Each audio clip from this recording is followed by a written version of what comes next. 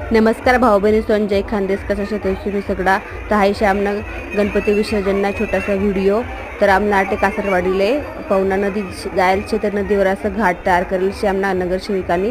तडे असा कुंड तयार करेल. त्या कुंडामा गणपती मूर्ती बुडायसनी ते दान करतस, कारण की नदी फेकी तर नदीमा घाण वसनी मूर्तीने बी विटंबना असतेनामुळे असं पूजा वगैरे करीसनी असं हौदमा मूर्ती बुडायसनी पासावा तिले तो बाहेर तिकडे टेम्पो ठेवले. त्या टेम्पो मध्ये ठेसनी त्याला